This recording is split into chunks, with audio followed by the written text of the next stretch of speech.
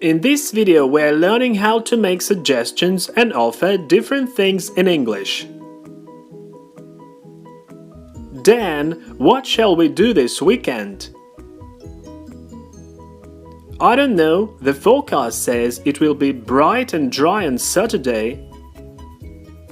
But it may rain on Sunday. We could go for a picnic to the lake. And if the weather gets worse, we might go back to town to spend the evening at home watching TV. Going to the lake sounds great, I'm up for it. But I'm not sure about watching TV on Sunday evening, it is boring. I'd rather go shopping or watch a film at the cinema. Sounds good to me.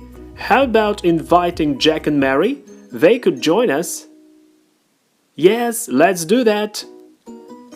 Dan, what shall we do this weekend? We use the modal verb shall when we ask for a suggestion. More examples. Where shall we go on holiday? Shall we stay home tonight? We could go for a picnic to the lake. We use the modal verb could or might when we are making a suggestion. Repeat after me. They could join us later. We might go to Prague together.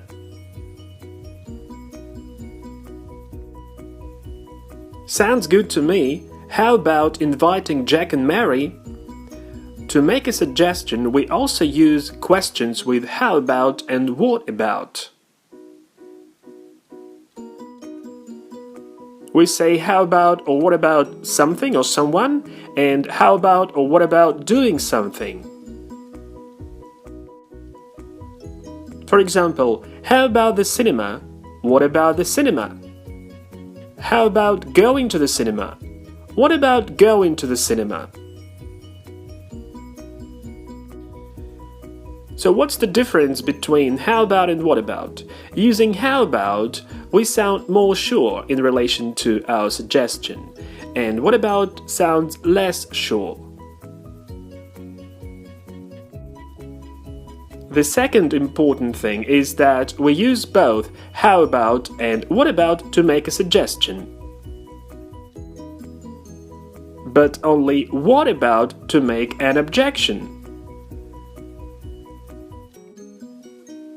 So let's take a look at an example or an objection. We are leaving now. But what about me? I don't want to stay here alone. The person who's saying, I don't want to stay here alone, is not happy with the fact, and he's making an objection. Yes, let's do that. One more way to make a suggestion is to use let us or the short form let's.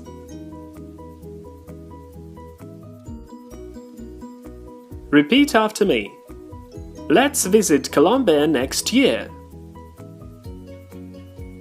Let's invite them to the party. Going to the lake sounds great, I'm up for it. If you agree with a suggestion, you can use one of the following phrases. Sounds great, sounds good to me, I'm up for it, which is quite colloquial or even slang. It's a good idea. Let's do that. Okay, fine.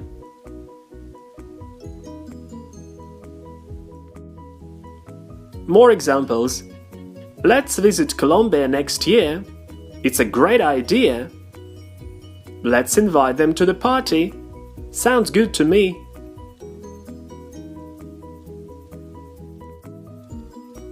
But I'm not sure about watching TV on Sunday evening, it is boring. When you disagree with a suggestion, you can use the following phrases. I'm not sure. I'm not sure about that. I don't think it's a good idea. You had better not, or we had better not, but you can more often hear the short form of this phrase. You'd better not, we'd better not.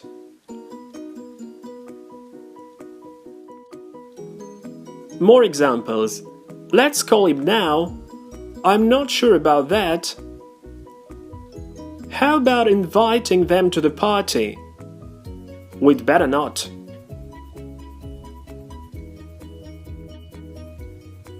I'd rather go shopping or watch a film at the cinema. And if you disagree with a suggestion, you can suggest an alternative or express your preference. And you can use the following: I prefer, I would rather, and the short form, I'd rather. We had better, or we'd better. So I'd rather means the same as I prefer, and we'd better is the same as we should.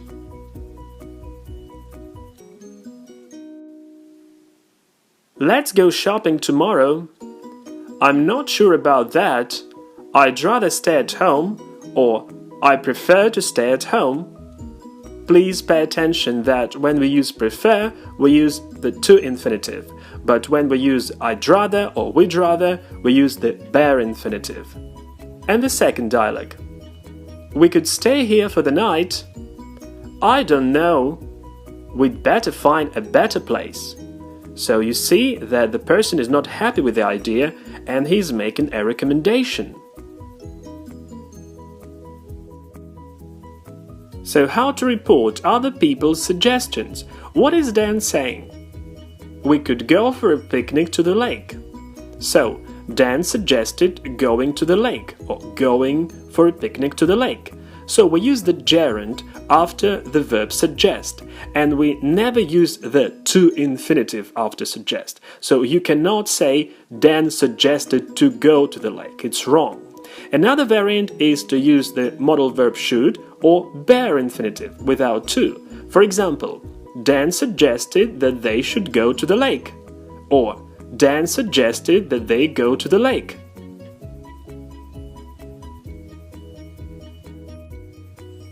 So what is the difference between a suggestion and an offer? When you suggest something, you express some idea or give advice for consideration, and then a decision is made. Sometimes it's a common decision.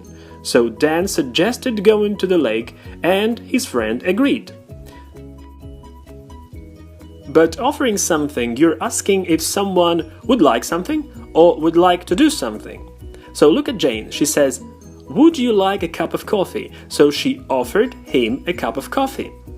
The verb offer also has the meaning of provide an opportunity to do something, and the other person can either accept this opportunity or reject it. And one more important thing is how we use verbals after these verbs, so how we express an action. Repeat after me. He suggested going to the lake. He suggested that they should go to the lake. He suggested that they go to the lake. So, after the verb suggest, we use the gerund, the modal verb should, or the bare infinitive, which is the infinitive without to. What about offer? Repeat after me.